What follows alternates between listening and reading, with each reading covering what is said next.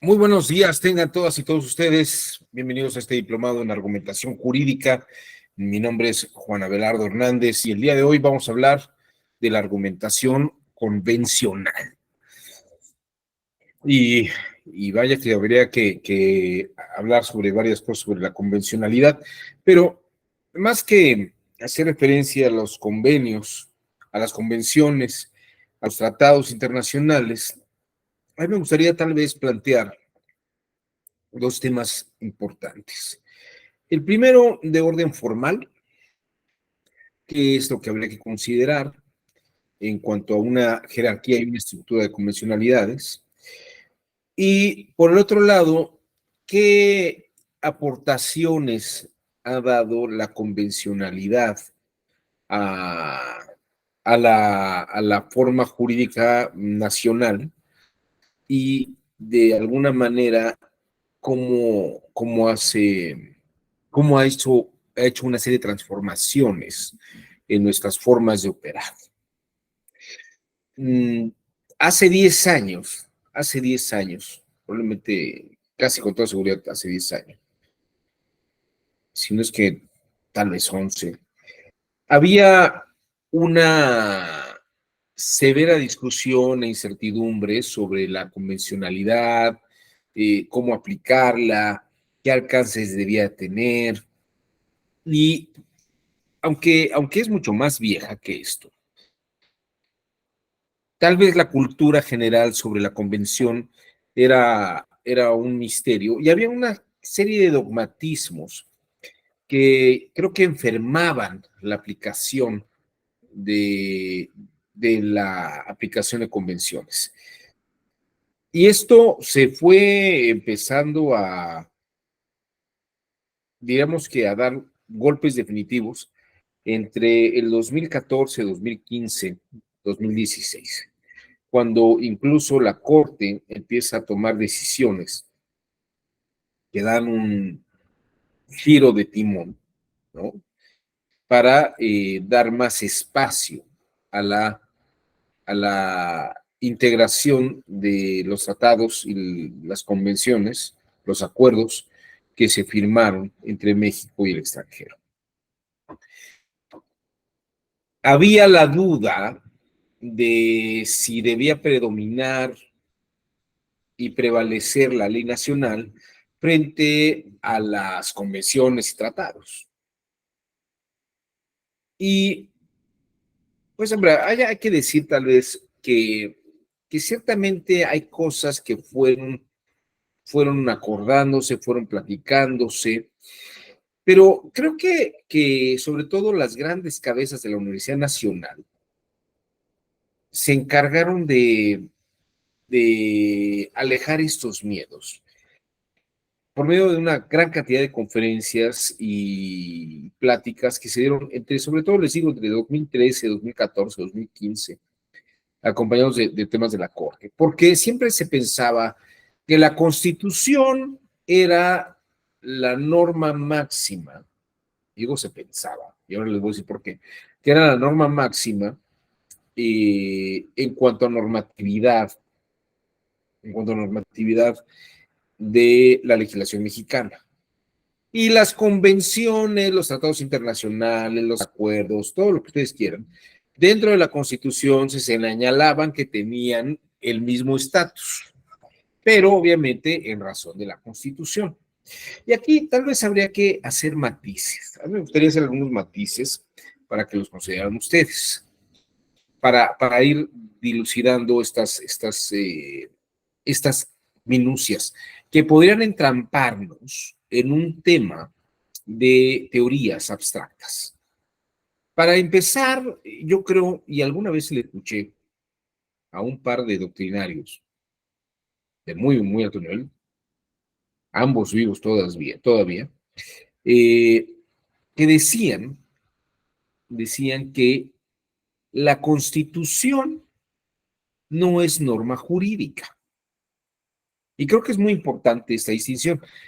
Incluso el mismo Hans Kelsen llega a mencionar que la Constitución no es una norma jurídica, es un pacto político. Esto es muy interesante. La Constitución es un pacto político. que tiene, ¿qué es lo que pacta? Pacta una parte dogmática y una parte orgánica, una parte administrativa. Por lo tanto, no podemos decir que la Constitución sea una norma. En todo caso, si hay algo que se parece a la Constitución, que él se lo describe muy bien en su primera edición de la Teoría Pura del Derecho, que editó Editorial Trota hace no más de 4 o 5 años. Hay una edición muy bonita de la primera, una traducción de la primera edición de la Teoría Pura del Derecho, donde Kelsen explica que cuando los grupos revolucionarios derrocan a las monarquías o los grupos que se levantan y derrocan el poder, instauran lo que luego llamaría él una norma hipotética fundamental. Y para sorpresa de muchos, él precisamente dice que esa norma hipotética fundamental es una nueva forma doctrinaria que establecen y pactan los revolucionarios. Sí, tal cual. Esta es la idea interesante de Kelsen. Entonces, la norma hipotética fundamental es, es un pacto político, es producto de un pacto político, donde se acuerdan elementos. Y a partir de eso, piensen ustedes que una convención o un tratado internacional es un acuerdo político, es un tratado político, es una convención política. Por lo tanto, hablar del campo de la regulación de las normas jurídicas, pensar que la norma jurídica es el aspecto esencial de la pirámide, que además Kelsen, no hay ni una sola línea, ni una línea donde Kelsen usa la palabra pirámide. Él habla del escalonamiento de normas. Y en el escalonamiento de normas se habla de una serie de elementos que son las normas hipotéticas fundamentales, que además aquí habría que distinguir un par de cosas que son importantes también. Los alemanes, al igual que los norteamericanos, tienen dos palabras que podrían parecer conflictivas. Una es ley y otra es norma. Y si le agregamos más leña al fuego, tenemos lo que serían principios, ¿no?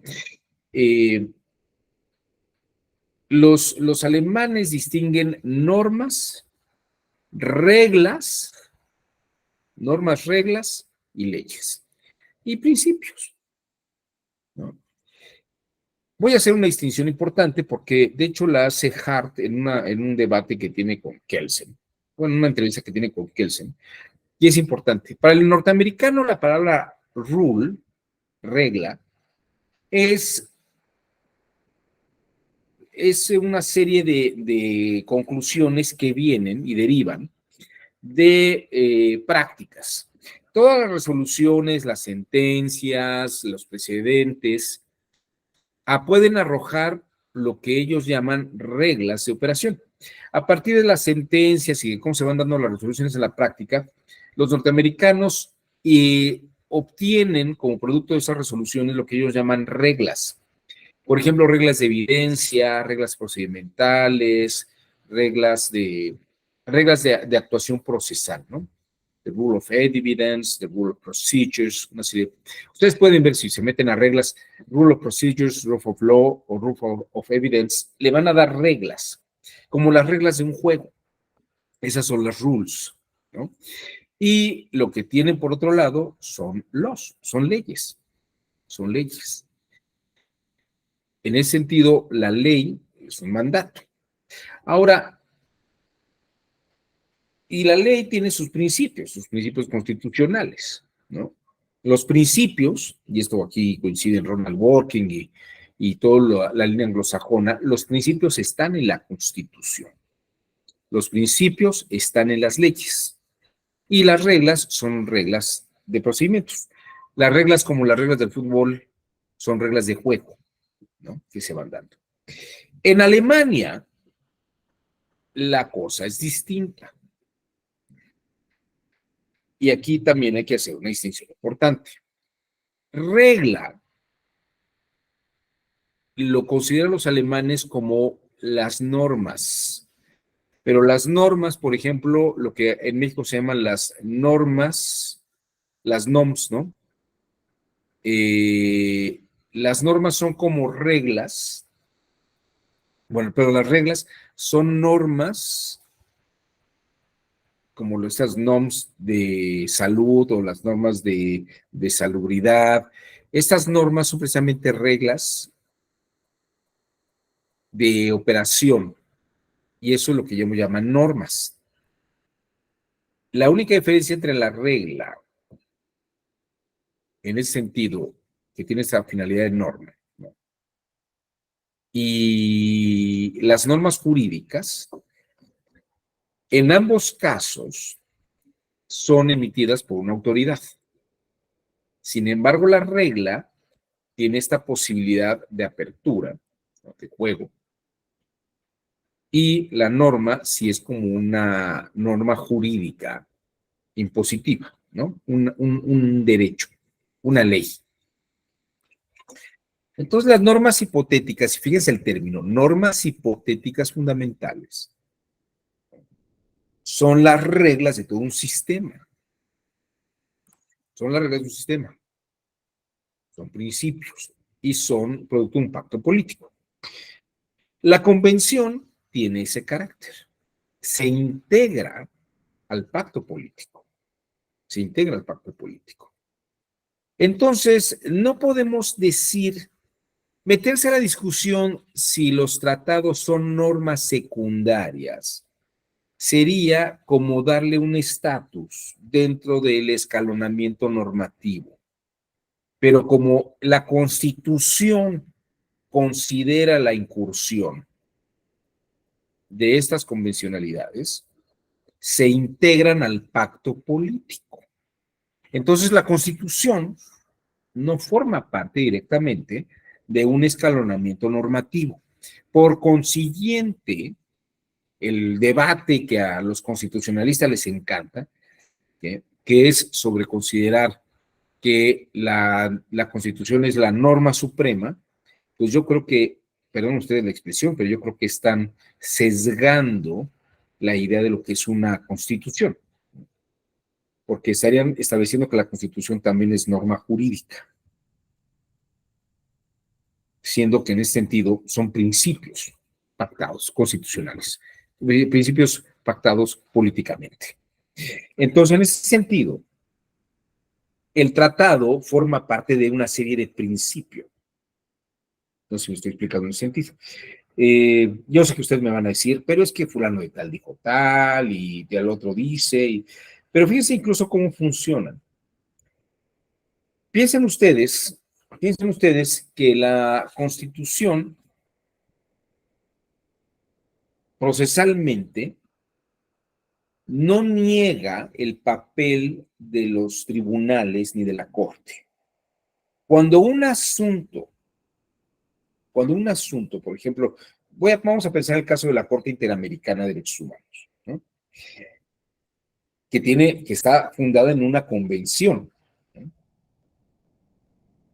Cuando un asunto pasa a primera instancia, llega a tribunales e incluso llega a la Suprema Corte de Justicia, lo que puede considerarse una violación de derechos humanos, y la Corte no resuelve a favor de el asunto que se resuelve, ¿no? El asunto puede llevarse a la Convención Interamericana, a la Comisión Interamericana, perdón, a la Comisión Interamericana.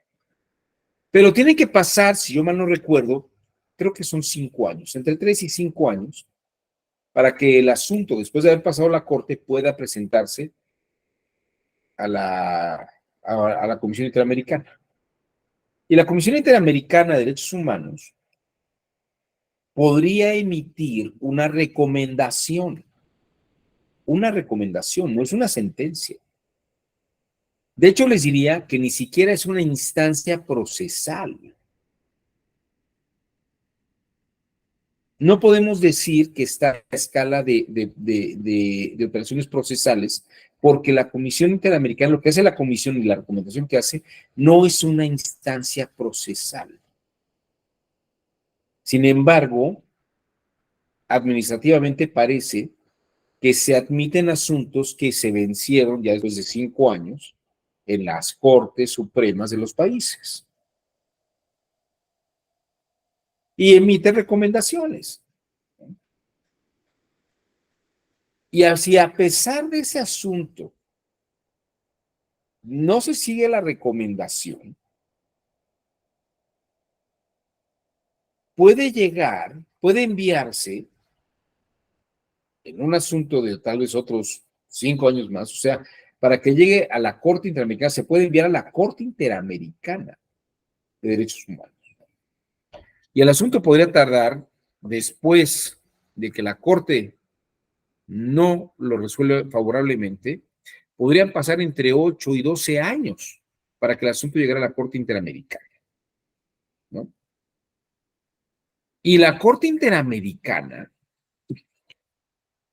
y fíjense, no estoy diciendo que la Corte Interamericana sea una instancia superior al tribunal, a la Suprema Corte de Justicia de la Nación. Es un procedimiento, ¿no? La Corte Interamericana admite los asuntos en los que puede seguirse dando la violación, pero las Supremas Cortes no los resolvieron favorablemente en favor de los interesados. Puede llegar, y si se revisa, la Corte Interamericana emite sentencias y resuelve el asunto. No como una instancia superior a la Suprema Corte de Justicia. Repito, no es que la Corte Interamericana sea otra instancia superior. Es otra instancia distinta dentro del pacto político constitucional. Tal vez ahí es donde le hace mucho ruido a los constitucionalistas y a los procesalistas, ¿no? Porque efectivamente no es un tema procesal, no es una secuencia. La Suprema Corte es la Suprema Corte.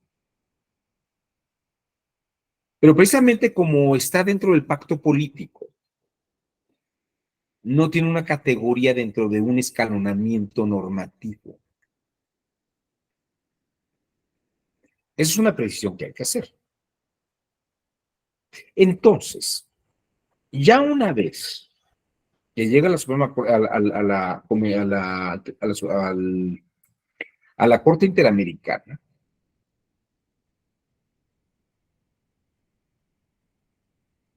México está obligado a seguir la sentencia, no porque la Corte Interamericana sea una instancia superior a la Suprema Corte de Justicia, sino porque es un organismo jurisdiccional que pacta la constitución política como pacto político con organismos extranjeros.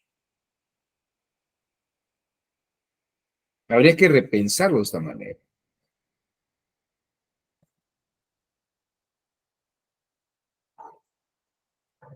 Pero además estoy haciendo una observación de facto, no tratando de acomodar y forzar algo con calzador entre una estructura jerárquica y de andamiaje escalonado. De hecho, esto creo que es muy importante y relevante. Entonces, tal vez aquí, si pensamos en la argumentación jurídica, o sea, hago la salida de este elemento. Si lo pensamos en este sentido, la Corte, bueno, pensamos generalmente cuando abordamos estos temas, que la estructura, y fíjense, aquí me dice que lo pensamos de una manera indebida.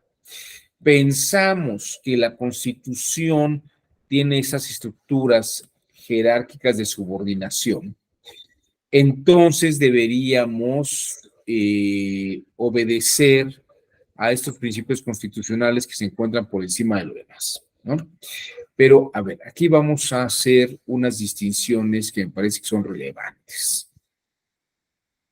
Y tiene que ver con, también creo que es una teoría argumentativa que está mal entendida, ¿no? La argumentación se piensa por alguna especie de vicio que yo entiendo que aparece en los años 30 y 40, con gente como Mario de la Cueva y García Máinez, que estuvieron estudiando en Alemania entre 1930 y 1933.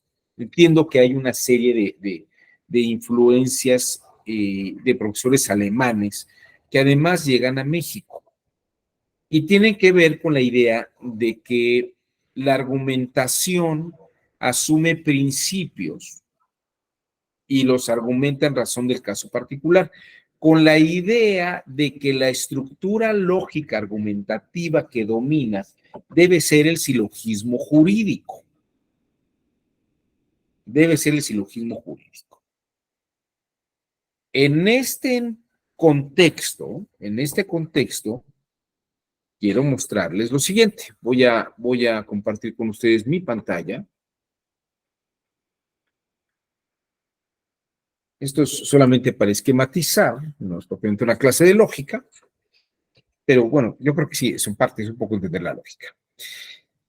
El silogismo funciona, y aquí estoy utilizando el árbol de Porfirio, un discípulo de Aristóteles, para explicar cuál es la metodología y la lógica del silogismo. El silogismo atiende a una lógica del todo a partir de sus partes. El género a partir de las especies. Las especies son partes del género, donde lo que le pase al género le pasa a la especie, porque hay una naturaleza en el género que es principio de operación de todo lo demás que ocurra. Por ejemplo, lo más general, dice Porfirio, es ser. Y entre los seres, pues hay seres vivos y no vivos. Dentro de los seres vivos, pues tenemos seres mortales y seres inmortales. Dentro de los seres mortales tenemos vertebrados e invertebrados, dentro de los vertebrados tenemos racionales y irracionales, dentro de los racionales tenemos al ser humano, al hombre, y dentro del universo de seres humanos u hombres tenemos a Sócrates, a Jantipa, a Héctor, a Juan, a Gina, a Marcia, a María, a quien ustedes quieran. Ustedes pueden ver en esta lámina que hay seres vivos que son mortales, ¿no? Y dentro de los seres vivos está el ser humano. Si todo hombre que es una especie le toca lo que le pasa a este género, que es ser mortal, Sócrates, que es una subespecie de hombre, le va a tocar ser mortal. ¿De acuerdo? Es el género y la especie. En el caso, por ejemplo, de los triángulos, tenemos figuras geométricas, no geométricas. Dentro de las figuras geométricas tenemos aquellas cuya suma de ángulos internos son de 180 grados. Y dentro de esas figuras que tienen una suma interna de ángulos de 180 grados, tenemos triangulares y no triangulares. Dentro de las triangulares tenemos a escaleno, a isósceles y a equilátero. Si a todo triángulo le toca tener una suma interna de 180 grados, y escaleno es un triángulo, a escaleno también le va a tocar formar parte de esta suma de ángulos internos de 180 grados. Entonces, lo que es el principio, que es el género, le va a tocar a la especie. Todo ladrón debe ir a la cárcel. Pérez es ladrón, entonces Pérez va a la cárcel, ¿no? Diría García Máinez. Ahora bien, esta es la lógica del silogismo. Esta es la lógica del silogismo. Y lo estoy explicando para entender si la convencionalidad está dentro de un escalonamiento o no. Pero a ver, vamos a entender esto primero. Entonces vamos a pensar que el género son principios o axiomas. Por ejemplo, en el caso de una ciencia exacta como el de la matemática, un principio o axioma de multiplicación es que el orden de los factores no altera el producto. Ese es un axioma, es un principio invariable en la multiplicación. No importa si multiplicamos 7 por 8 o bien 8 por 7, la multiplicación nos va a dar 56. ¿De acuerdo? Ahora bien, en el caso de la Constitución, algunos teóricos dicen que la Constitución tiene principios o axiomas que son producto de un pacto político. Y en este sentido, como diría Kelsen o como diría Robert Alexi, esos principios están en la norma constitucional. Es una norma jurídica. ¿De acuerdo? No son reglas, son normas. Ahora bien, la norma, por ejemplo, en nuestra Constitución, dentro de la primera parte de la Constitución, tenemos que en México está prohibida la esclavitud. Perdón.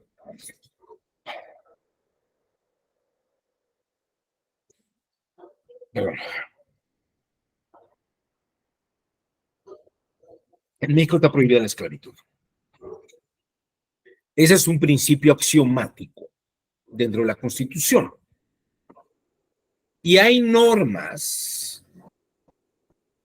por ejemplo, la norma jurídica que está dentro del derecho penal, que prohíbe el delito de, que señala que la trata es un delito y la sanciona, diríamos que es una norma secundaria que está inspirada en un principio constitucional que es el de no esclavitud. La trata es una forma de esclavitud. ¿De acuerdo? Entonces parecería que la norma secundaria se subordina al principio que a su vez está dentro de la Constitución como la libertad. En el campo de la ética ocurre algo parecido. El ejemplo no es mío, es de Hans Kelsen, en su primera edición de la teoría pura del derecho. Dice, por ejemplo, un principio o una sindéresis, un axioma moral es haz el bien y evita el mal. Eso nos lleva a una máxima, por ejemplo, que es ama a tu prójimo. Es un género, amar al prójimo es un género, perdón, es una especie del género hace el bien y evita el mal, del principio. Es una especie, diríamos. Y ama a tu prójimo, a su vez es un género que tiene, o un principio que inspira, a cuida a los enfermos. Cuidar a los enfermos ya es algo más específico, que se subordina a ama a tu prójimo. Y el ama a tu prójimo se subordina a hace el bien y evita el mal. ¿De acuerdo? Bueno, en este sentido y en esta lógica, la Constitución tiene principios. ¿Es principio de la libertad? Sí, es un principio. ¿Que no hay esclavos es todo principio? Sí. Ahora, ¿la libertad se subordina a que no hay esclavitud? Bueno, la no esclavitud es como si yo les preguntara, ¿cuál es el antónimo de libertad? ¿O cuál es el antónimo de ser esclavo? ¿Ser esclavo es ser libre? O digo, no, el antónimo de ser esclavo es no ser esclavo o es igual a ser libre. Y no ser esclavo es igual a ser libre. Entonces parecería que hay dos formas. Fíjense, son dos formas de principios. Ahora, ¿es homólogo no ser esclavo y ser libre? ¿O no ser esclavo se subordina a la libertad? Pero fíjense, podríamos entrar en un tema que a mí me parece que es absurdo, porque ¿para qué nos metemos a tratar de encontrar una axiomática o una especie de taxonomía moral. Creo que no podemos o no deberíamos meternos en una especie de taxonomía moral, porque la moral y la ética, déjenme mostrarles esto, la ética y la moral pertenecen a un campo distinto. Vamos a ver esta lámina, déjenme. Aquí está, perdóname, un segundo, aquí está. Fíjense, vamos a ver esta distinción que es muy importante. Les voy a pasar un pequeño videíto de no más de 2 minutos de un autor que se llama Stephen Covey. Stephen Covey fue muy famoso en los años 90 porque escribió un texto que se llama Los 7 hábitos de la gente eficaz. Los 7 hábitos de la gente eficaz. Y él hace una distinción entre valores y principios. Fíjense, no es lo mismo el valor que un principio. Escuchen ustedes a Stephen Covey.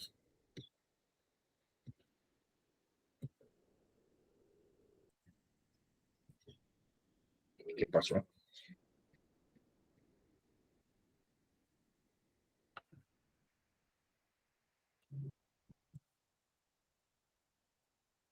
A ver, creo que falló. Déjenme entonces poner.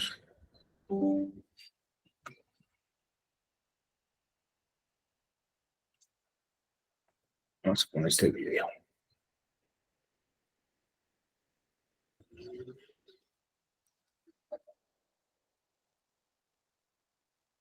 What would be the difference between value and principle? Well, a value would be something that's subjective and personal and emotional.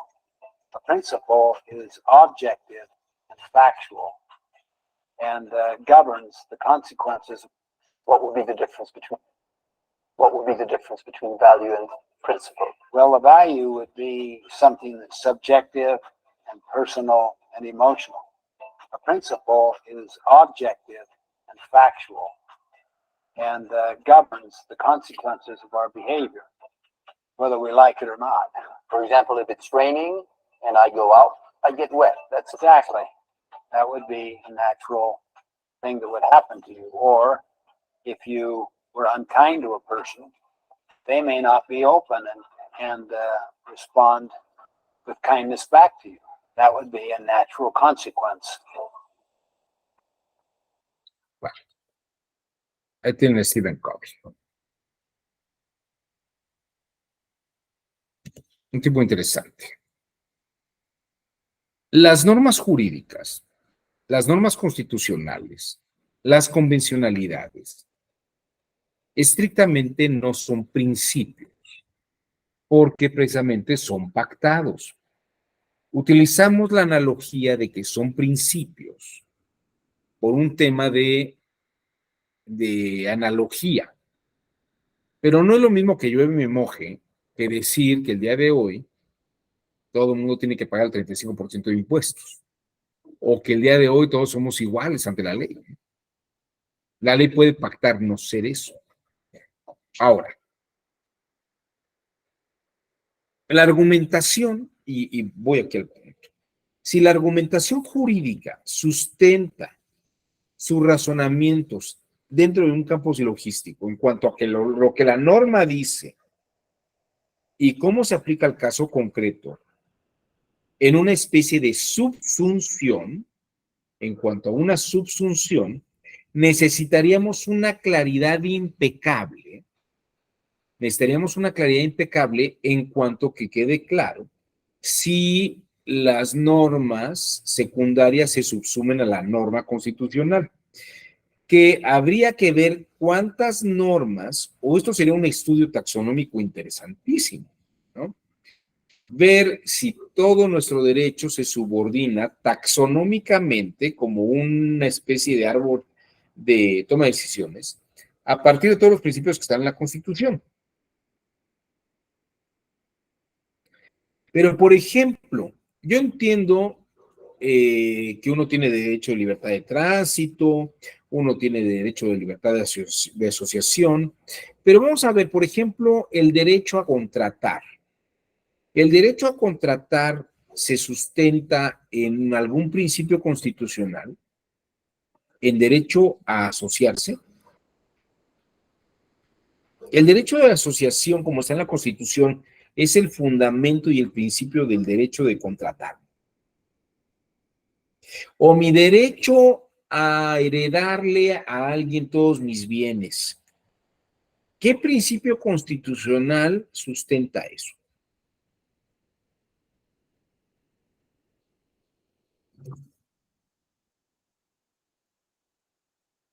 Habría que revisar si todo nuestro derecho es taxonómico.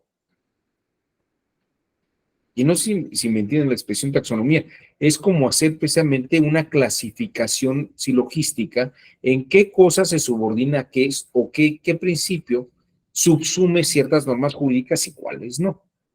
¿De acuerdo? Bueno, lo que sí les puedo decir con más claridad es que la convención o los criterios convencionales son principios que están en otro nivel, no superior, sino en otra condición. Ahora, lo que creo que sí ocurre, y no hay que confundir eso tampoco, es que, por ejemplo, nuestros máximos tribunales asumen criterios argumentativos que se esgrimen en organismos jurisdiccionales distintos, como la Corte Interamericana de Derechos Humanos, por ejemplo. Les voy a poner un caso que a mí me parece que es muy ilustrativo. Miren ustedes. Bueno, primero déjenme mostrarles uno de los estándares valorativos, uno de los estándares probatorios de la Corte Interamericana. Miren, déjenme mostrarles este.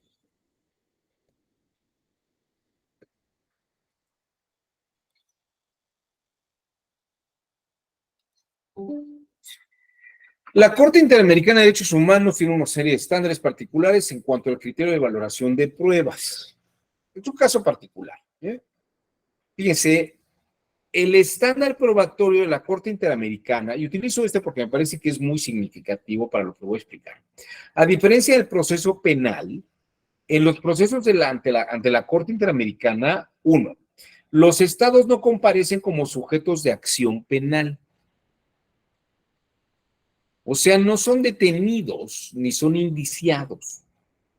Dos, no es necesario que se identifique individualmente a las personas responsables de los hechos.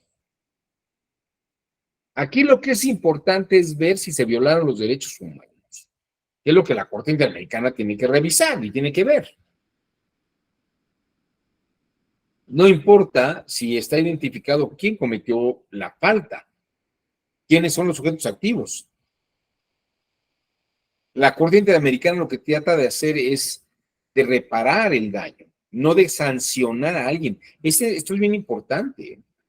La Corte Interamericana no es un tribunal penal que busca sancionar. Y ahí, por ejemplo, rompe toda nuestra lógica procesal, porque siempre nosotros estamos buscando un responsable.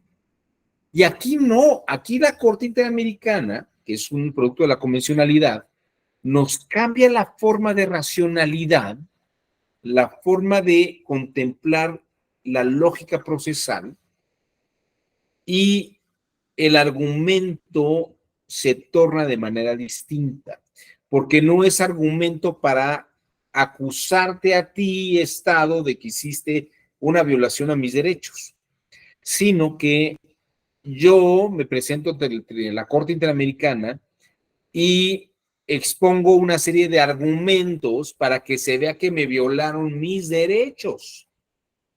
Tres, no tienen aplicación los principios de presunción de inocencia e indubio pro reo. ¿Por qué? Pues porque como no hay ningún responsable, no comparecen los estados como sujetos responsables, entonces no hay, y para empezar, ni principios de presunción de inocencia, ni principio indubio pro reo. ¿Por qué? Porque no estamos persiguiendo a nadie, estamos tratando de ver si se violaron los derechos de alguien. Tampoco se aplica el estándar de la prueba más allá de toda duda razonable, pues es suficiente que el juzgador llegue a la convicción de que son veraces o verosímiles los hechos y violaciones alegados al caso, ¿no? Ahora, una vez fíjense, el estándar probatorio prevalente es el principio del proceso seguido ante la Corte Americana. Implica que entre las diversas hipótesis posibles en torno a un mismo hecho, deba preferirse aquella que cuenta con un grado relativamente más elevado de probabilidad. Aquí la Escuela de Girona sería muy, muy feliz, porque ahí dirán, ya ven, habla de la máxima probabilidad, pero no hablamos de la probabilidad estadística, sino de la probabilidad de que sea efectivamente en las condiciones lo que más se pudo haber dado, o lo que más podría probarse.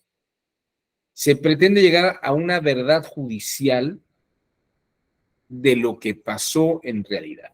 Y miren, voy a hablar en particular de este caso, para que se entienda la historia, que es el caso de Ruperta Nicolás Hilario, que era presidenta municipal e iba por la reelección en su municipio de Iliatenco, en el estado de Guerrero. Y ella se enfrenta a este señor que se llama Eric Sandro Leal Cantú.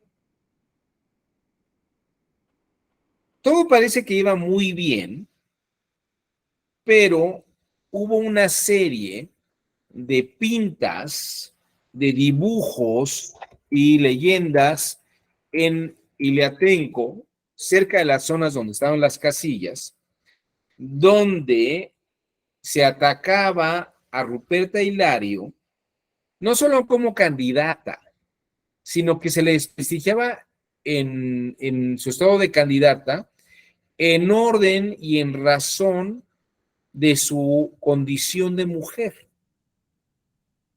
Por lo que ella estaba señalando que se le hizo violencia política de género y la elección no se dio en igualdades de circunstancias porque hubo violencia política de género. Y esto, en la práctica, llevó a que, dice ella, y parece que esto es lo que está en juego, el candidato Leal Cantú ganara la elección, porque generando una misoginia, pues en realidad parece que era mejor candidato Leal Cantú, ¿no?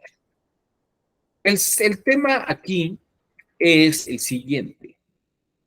Leal Cantú gana y Ruperta Nicolás, que era del Partido Movimiento Ciudadano, y el Partido Movimiento Ciudadano pide que se anule la elección por violencia política de género. Y fíjense el estatus aquí. El Partido del Trabajo, de donde era Eric Sandro Leal Cantú, y todos los integrantes del Partido del Trabajo dicen, nosotros no tuvimos nada que ver con las pintas.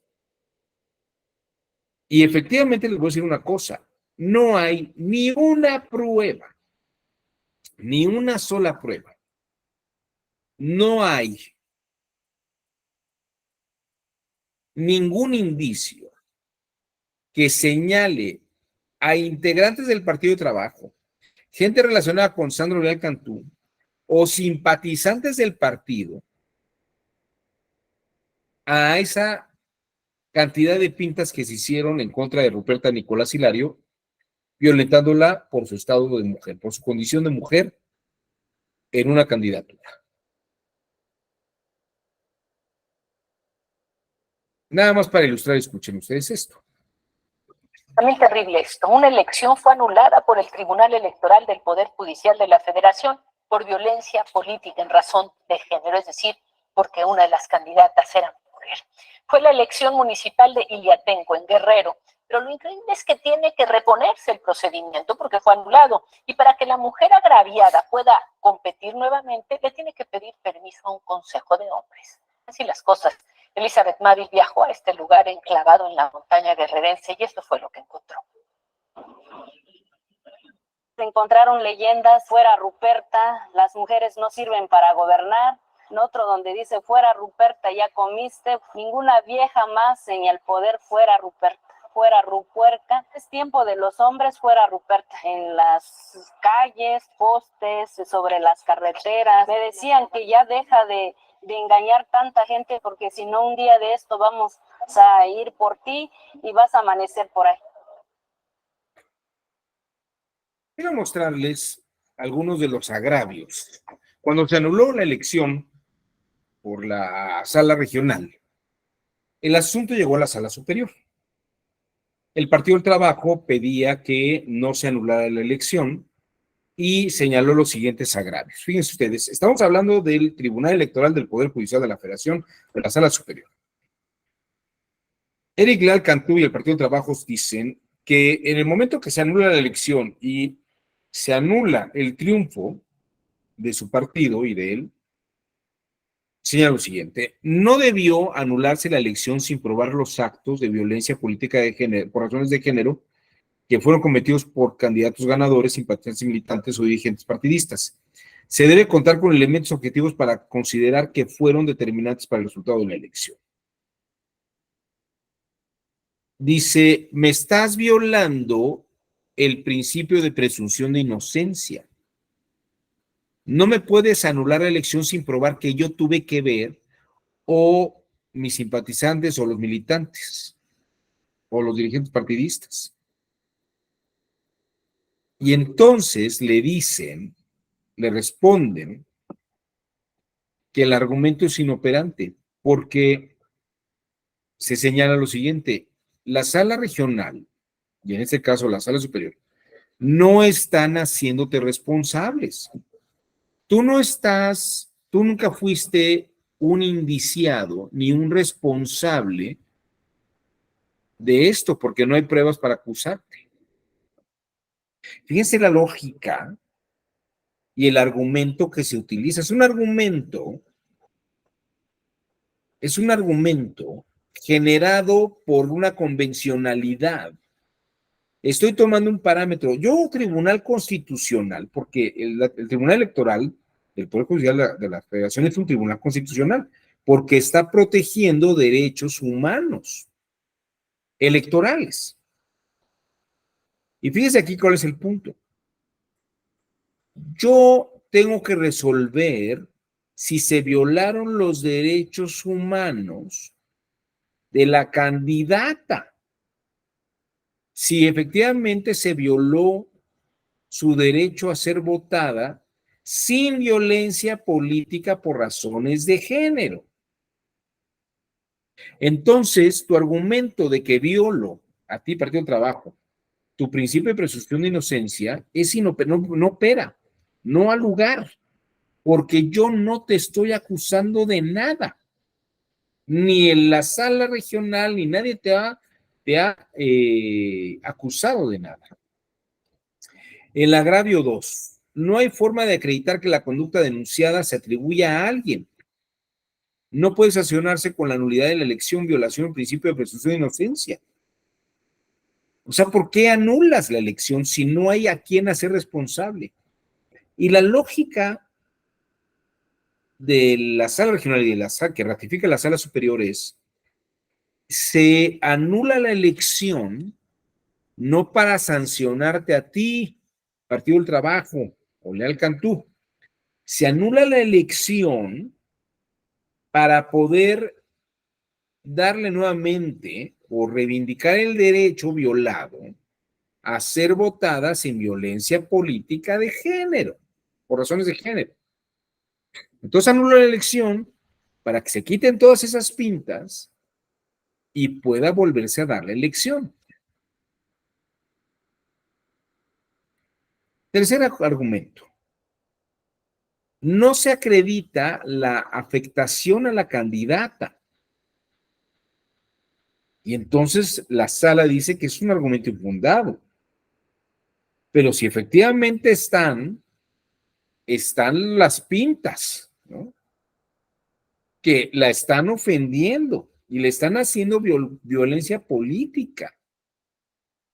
Entonces sí hay una afectación de hecho. Las incidencias no se dieron cerca de la ubicación de las casillas. Bueno, pero la gente pasaba por allí para verlo. Luego por ejemplo, no hubo impedimento para ejercer su derecho a ser votada. Hombre, a ser votada no, pero sí a ser votada sin violencia política por razones de género. Y ahí es donde están, quiero que vean ustedes, ¿dónde está el valor argumentativo de esto? No es un principio, no son principios y no es una lógica argumentativa que derive de un género hacia una especie.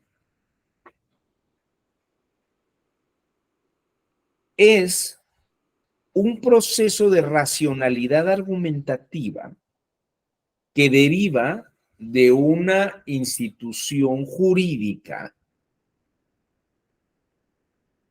pactada en la Constitución, dentro del pacto político, con organismos extranjeros, internacionales, y que efectivamente protegen los derechos humanos. Y aunque no hay una subordinación en este sentido, quiero que observen lo siguiente. La sala superior y la sala regional están siguiendo el estándar probatorio de la Convención de la Corte Interamericana de Derechos Humanos. De tal forma que, y fíjense que aquí yo lo diría, la Constitución señala en sus artículos 14 y 16 constitucionales que a nadie se le va a privar de su libertad y de privarle de sus bienes si no hay un juicio, ¿no? Si no hay un proceso debido ante las autoridades respectivas, ¿no? Y no se les va a aplicar retroactivamente la ley en perjuicio de nadie. Pero la Constitución razona una operatividad jurisdiccional en razón de buscar responsables o sujetos activos que violentaron a sujetos pasivos. Pero la lección que da la convencionalidad es: tu organismo jurisdiccional, más que buscar responsables por daños, tienes que proteger derechos de tus ciudadanos, que no se violen, aunque no tengas responsables. Y tienes que ver la forma de restaurar los daños que se hayan realizado. Entonces, la lógica argumentativa o la argumentación que se está dando aquí no es buscar responsables. Anulo la elección para poder restablecer un derecho, reparar un daño. No estoy sancionando a nadie. Hombre, un poco de empatía uno podría pedirle al Partido del Trabajo y al Cantú, ¿no? Oiga, usted no fue, usted no se sienta responsable, pero debería ser un poco empático, no digo simpático, o sea, no lo sienta, no sienta lo mismo, pero sea empático y entienda usted el problema, ¿no? Se dañó, así como se dañó su imagen, imagínense que lo hubieran dañado a usted en esa imagen. No, pues no me parece justo, pues no. Más que pelear la anulación de la elección, es más, debería decir, tiene usted razón. Hagamos la elección de una manera correcta. Anulemos la elección. Y les voy a decir una cosa, en la realidad ganó él nuevamente la elección. Pero ¿qué altura política hubiera tenido el Partido del Trabajo? Fíjense, ¿qué altura política, qué madurez política si hubiera entrado en ese juego. Perdió una oportunidad de oro. Perdió una oportunidad de oro y dar una gran lección de caballerosidad y empatía política. No la tenemos. Todavía nos falta mucho, ¿no? Confundimos la rivalidad y a los adversarios con los enemigos, ¿no? Y creo que esto es muy, muy importante señalarlo. Pero aquí lo valioso, y quiero que vean ustedes, fíjense, podemos trasladar esta lógica de la convencionalidad, que no está en ningún lugar de la Constitución. O digan ustedes, ¿qué artículo de la Constitución busca llevar a cabo procesos de reparación de daños por parte del Estado? Yo no recuerdo en un artículo de la Constitución, o a lo mejor alguno de ustedes sí, que hable sobre esta forma lógica o esta forma de razonamiento argumentativo. Pero este estándar probatorio, creo que ahí está la clave de esto, es una influencia de argumentos de convencionalidad en nuestro sistema jurídico. Y pueden implementarse no porque hay una subordinación, sino porque los principios que rigen el estándar probatorio, por convencionalidad, están a la altura de los principios constitucionales. Y los tribunales, en este caso el Tribunal Electoral del Poder Judicial de la Federación y la Suprema Corte de Justicia, pueden echar mano de esa forma argumentativa, racional, jurídica, para resolución de casos, sobre todo en materia de controversias constitucionales y violación de derechos humanos. Aquí acabo de darles un ejemplo nada más, un muy breve ejemplo de cómo la convencionalidad puede modificar esta línea argumentativa. Y aquí la lección nos la dio la magistrada ponente de este asunto, Mónica Aralí Soto Fregoso. Ella fue la que llevó este asunto, bueno, la que presentó el proyecto. Y lo vio con una claridad, me parece, con una claridad impecable. Nos sorprende a todos. Y fíjese que todavía cuando hay mesas donde se discute este asunto, porque es un asunto paradigmático, fíjense que siempre al final nada más escucho cosas como, es que habría que ver la determinancia. La determinancia. ¿Qué tan determinante fue que eso fuera lo que provocó que se perdiera la elección? Yo creo que el tema no es que haya perdido la elección. El tema es que hubo violencia política por razones de género.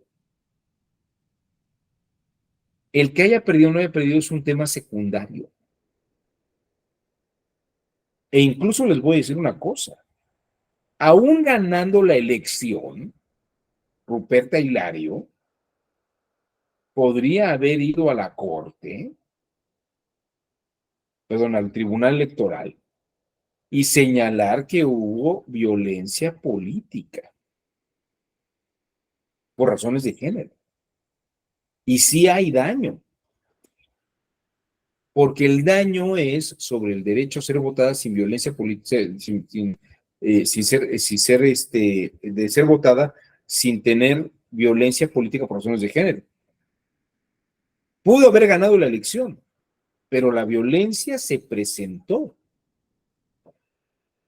No habría habido responsable, pero tal vez hubiera resuelto alguna acción afirmativa o alguna propuesta de acción afirmativa para que en futuros eventos no se presentaran situaciones de este tipo. Pero ese ya hubiera sido otro problema. Y aquí el tema llegó porque el Partido del Trabajo no quiso que se anulara la elección donde ellos salieron victoriosos. Aquí ustedes podrán ver que la argumentación convencional modifica la trillada y mal estructurada idea de que la argumentación jurídica parte de premisas mayores, principios axiomáticos sobre normas que están subsumidas, en las que hay una subsunción. Es el juego argumentativo en el que puedo esgrimir una serie de razones para pedir protección de algunos derechos. Y ahí creo que está el factor clave determinante de la aportación que hacen los tribunales, las cortes internacionales y todas estas aportaciones que se hacen por convención. Otro ejemplo que me gustaría dar, no es un caso electoral, pero creo que ahora tiene mucho que ver con la aparición del nuevo Código Nacional de Procedimientos Civiles. El Código Nacional de Procedimientos Civiles eliminó la idea de la incapacidad jurídica, porque existe la convención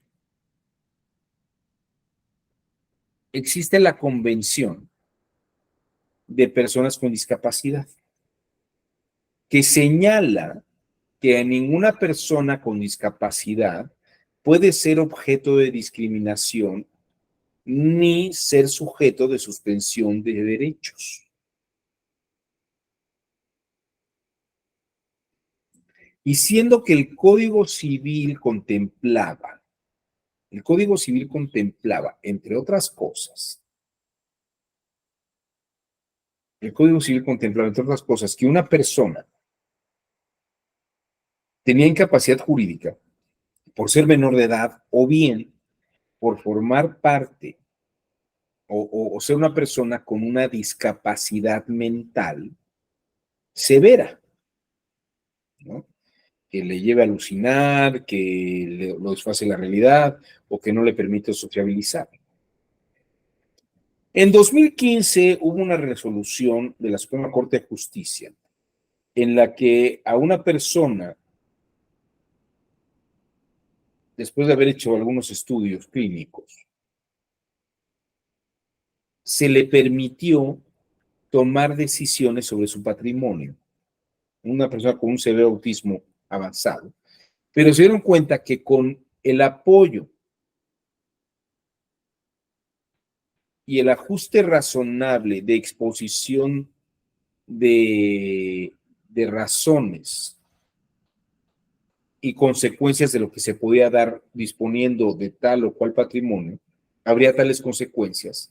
La persona con la discapacidad entendía, pero podía haber asumido la responsabilidad de que quería que ocurriera tal o cual cosa.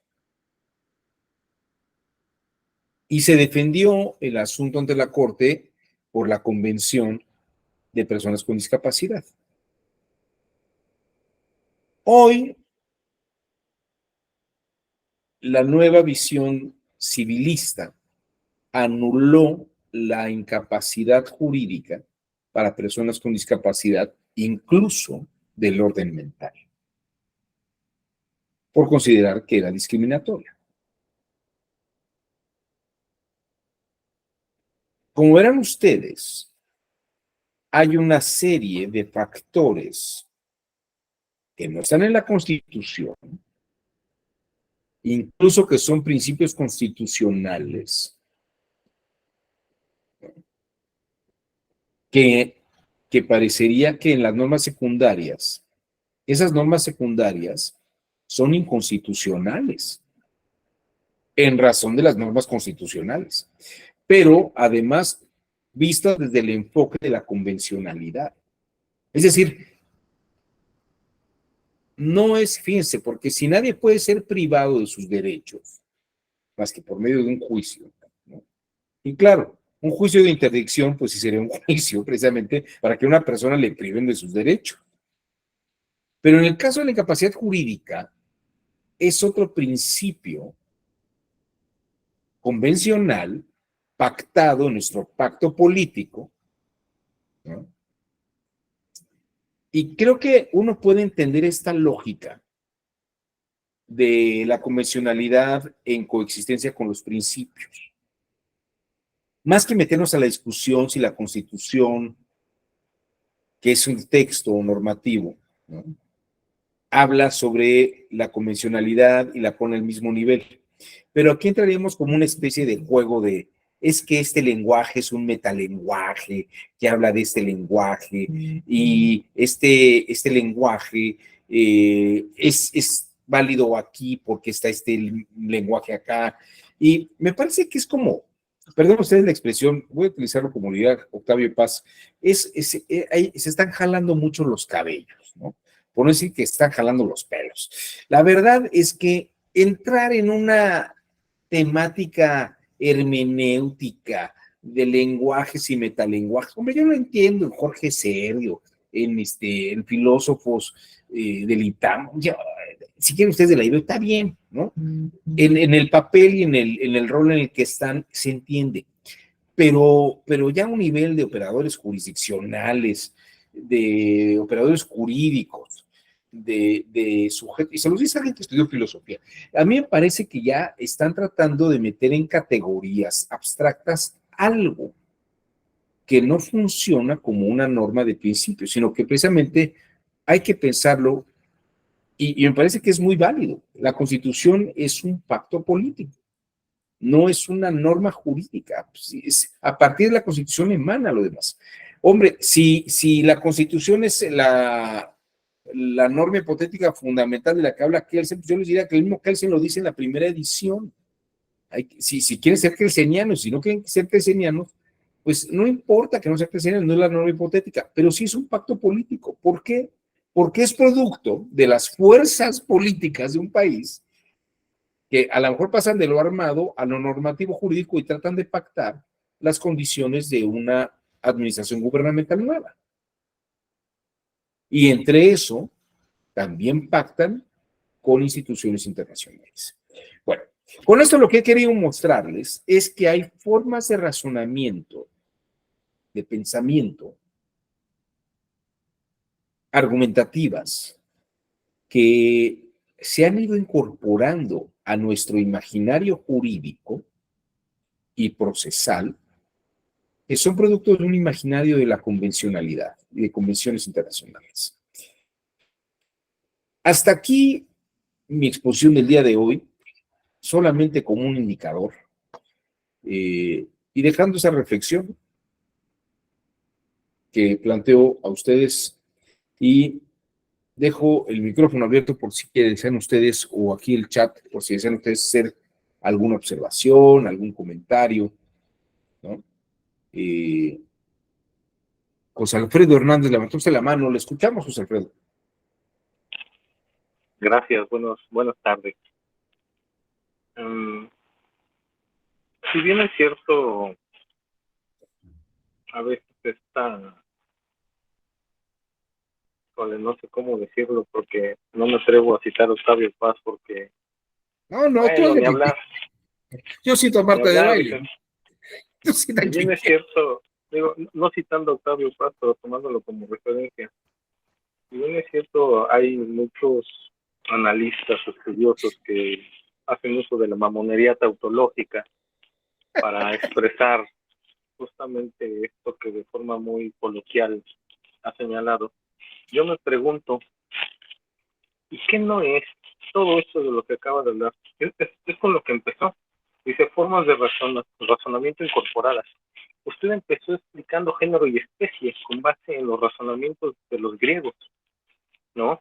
Y cómo a veces una especie se vuelve género de una subespecie, ¿no?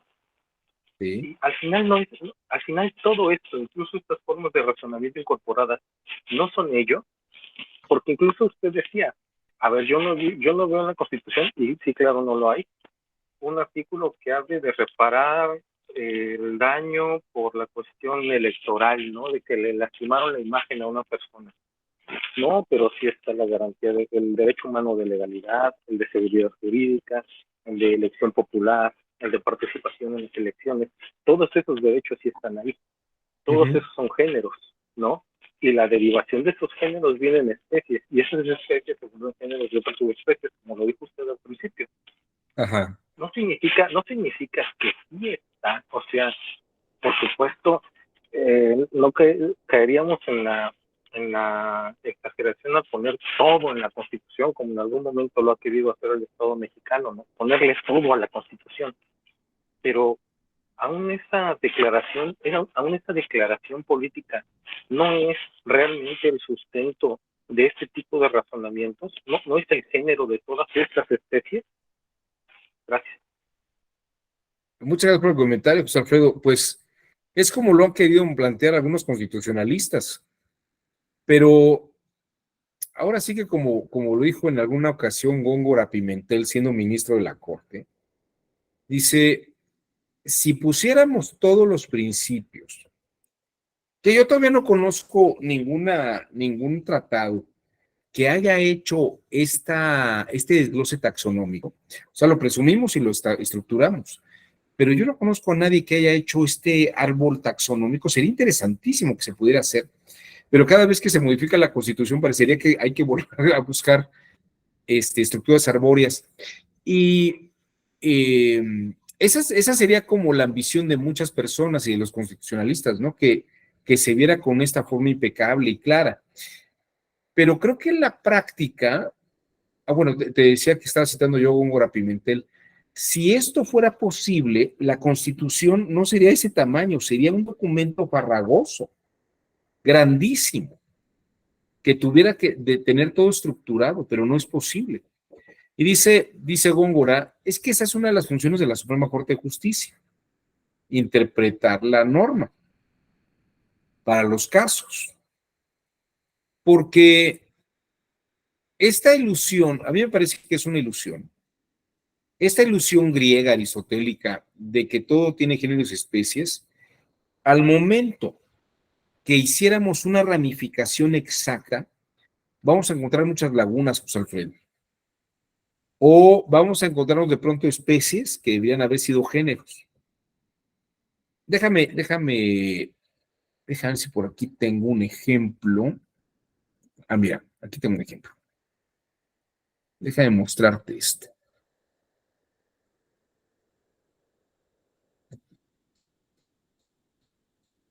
Ahí donde está el ejemplo, creo que estaba por aquí el ejemplo, pero creo que ya no está el ejemplo.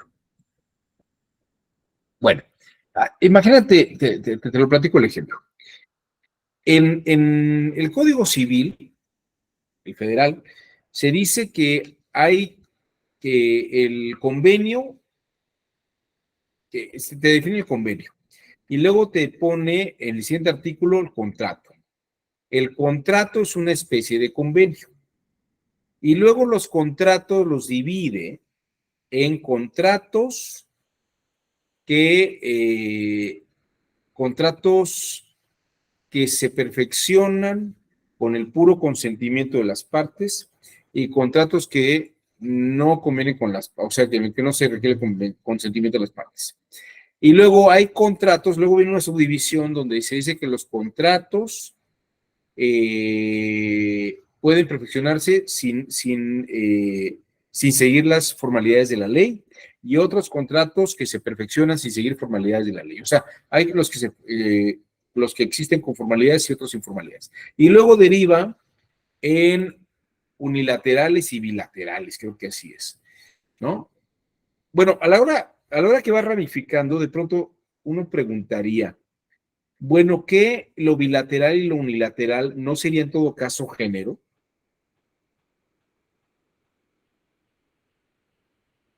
¿O cuál es la especie? ¿La bilateral y la unilateralidad deriva de que sean formales por la ley?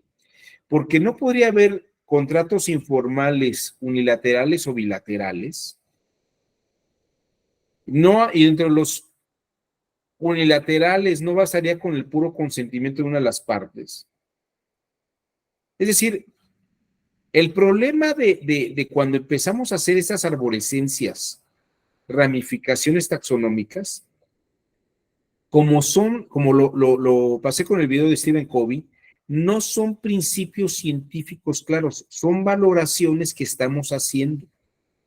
Entonces, en este sentido, no tenemos un rigor matemático o científico como ocurría con las ciencias exactas.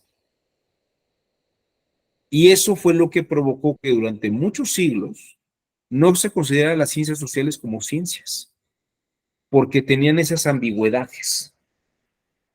Yo creo que aquí la respuesta, José Alfredo, uno la puede ver si tratara, es más, yo te diría, tú te puedes dar cuenta de esto si tratas de estructurar la normativa como géneros y especies.